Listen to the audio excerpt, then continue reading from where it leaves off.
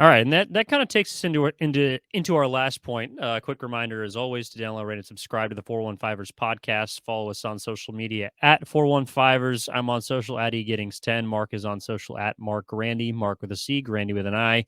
Well, since we don't have any San Francisco 49ers games to watch this weekend, Mark, we got to tune into what's going on around the rest of the league because kind of like we've been talking about, a team could fluctuate very wildly this weekend depending on who wins and loses. And I just have a couple of matchups that I personally will be locked into. But I guess the question for fans is like, who are you going to be rooting for? Who are you going to be rooting against in the bye week as it pertains to the 49ers current 4-4 slot, seventh spot right now in the NFC? Well, let's start with you, Mark. I mean, what are you going to be locked into? Who are you rooting for? Well, I think the most obvious one is the Seahawks Cardinals matchup because the Seahawks are the team right ahead of you in the NFC West standings. But it also gets interesting because I don't know, you could maybe make a case. I think the clear answer is you would want the Seahawks to lose if you're rooting for the 49ers because you want to win the division. And of course, every Seahawks loss from this point, is great for your odds at winning the division. But let's pretend for a moment that the Cardinals win. They improve to 4-5. Suddenly, they are a half game behind you. The Rams are right there as well. With if they beat the Buccaneers this week, they could be tied with the 49ers, although the 49ers have the tiebreak. A Cardinals win over the Seahawks helps the Niners in terms of winning the division, which is probably the priority it is the priority at this point, but it hurts the 49ers in their odds to make the playoffs if they don't win the division, because then you just have another team who's right there lockstep with you for maybe the sixth or seventh spot in the NFC. So I think the Seahawks Cardinals game probably has the most implications. And oddly enough, there's positives and negatives to both outcomes. But in general, I think Niner fans should be rooting for the Cardinals to win because the priority is winning the division, and the Seahawks are currently a game ahead of you in first place. Yeah, I'm with you on that. I do think that, I mean, it's 6 to 1, half dozen of the other for me with Yeah. this game, but I do feel like for as much as I don't necessarily believe in Arizona, I guess they do have probably a more explosive offense.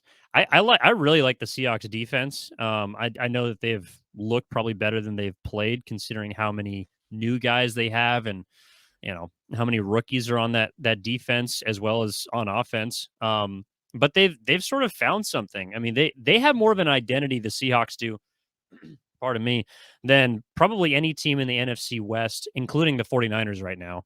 And I think that right now they are probably the best coach team as well. That could certainly change, but Pete Carroll's done, I mean, pretty much everything with nothing at this point. No one expected a single thing coming out of them, and he has galvanized them in a way that you don't often see teams projected to finish dead last in a division do. Um, so I certainly see how you would want the Cardinals to win. To me, the much more interesting matchup is going to be L.A. Rams against the Yeah. Tampa Bay Buccaneers. That's a game where I could see you rooting for either side. To me personally, I would be rooting for the Rams. I know that's something not a lot of 49ers fans Mm. want to do, but to me, the more dangerous team is Tampa Bay. And it's also a team that has an easier path to win their division. Right now, the NFC South is basically up for grabs. Not as much, or yeah, more so, pardon me, than the NFC West. I mean, the Atlanta Falcons are 4-4 and in first place. So the Tampa Bay Buccaneers, to me, are a team that has an easier way to get into the playoffs than just about maybe any team in the NFL outside of the AFC South. And I think that right now, if you're the Rams, also, I just don't see how they are going to win a playoff game with what they currently have. They're a team that's pretty one dimensional. To be nice, two-dimensional, perhaps, especially offensively. Their defense has not played up to their Super Bowl contention and winning that they did last year. Like they're just a different group to me on defense, and offensively, they're so limited by, I mean, almost the fact that they have Cooper Cup hurts them in the way because they try to use him just more than anyone else. And who knows if he'll be going this week because he may or may not be injured. But I just think that if I'm looking at the Tampa Bay Buccaneers and the Los Angeles Rams, and I'm saying which team would I rather not face in the playoffs, it's Tampa Bay. And so if they fall to 3-6, the Rams are 4-5. They're still going to be behind you in the division. You obviously have the tiebreaker over them. To me, you've already proven as a 49ers team you can handle them. I know they beat you last year in the postseason, but this is a different Rams team to me than last year. Meanwhile, Tampa Bay, they still got the GOAT. And I know that he hasn't been playing very well this year, but that's a Tampa Bay team that if they can find a stride, find some sort of momentum, they can make a run. And I'm more afraid of them not only getting to the playoffs through the weakness in their division, but also making noise just based on the ceiling that they currently have. I think that's an interesting point that I hadn't really thought about. The Rams are kind of the enemy that but you're not really sure what you might get with the Buccaneers if you were to meet them in the postseason. I think the Niners are probably confident. That's what you're mentioning. If they do happen to play the Rams again, that they can win that game. I think the other thing, and it's kind of why maybe there's a little bit of pause in rooting for the Cardinals over the Seahawks, is because you haven't played the Cardinals yet this year. You don't have that tiebreaker to fall back on.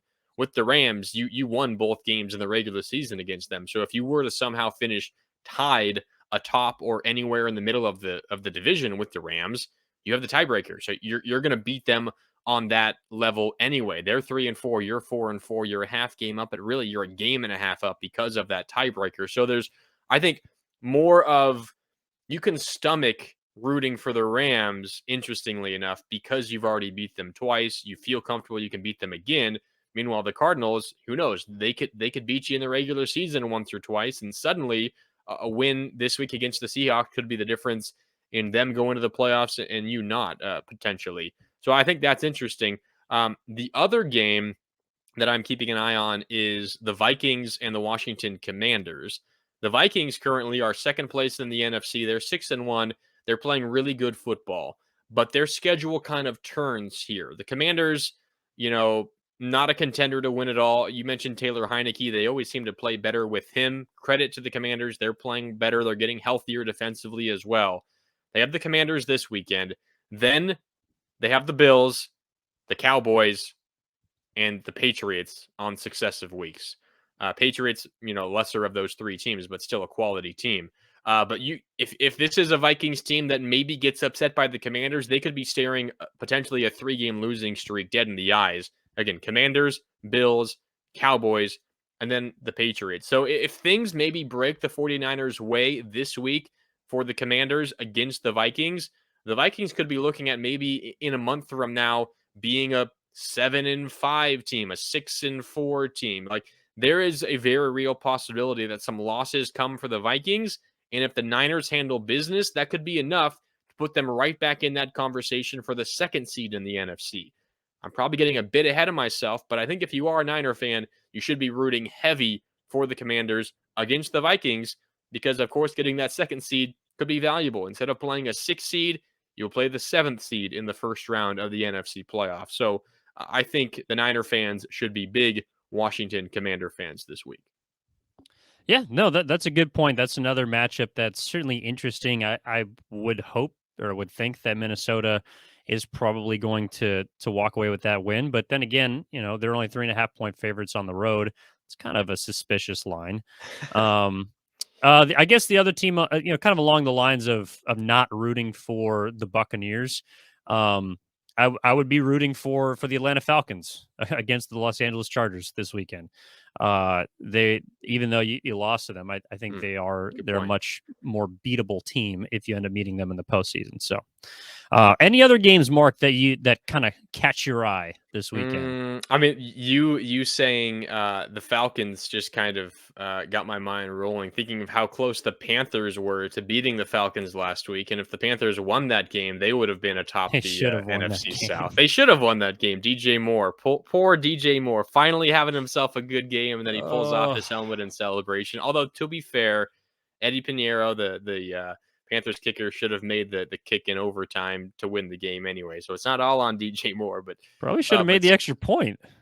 I mean, after the penalty, that was like a 48-yard extra point. So that one, is tough, but he missed like a 33-yarder, I think, to win the game in overtime. The 50-yard field goal is the new 40-yard field goal or That's kick, I true. guess, in He this he game. I don't probably know. he probably should have made it. Kind of an interesting moment there. The Falcons had the decision after that 15-yard penalty on DJ Moore to have the penalty enforced on the extra point or on the kickoff. I think there was like 10 seconds left in the game, so that Yeah. there's not much of a chance that you were going to be able to go down and score.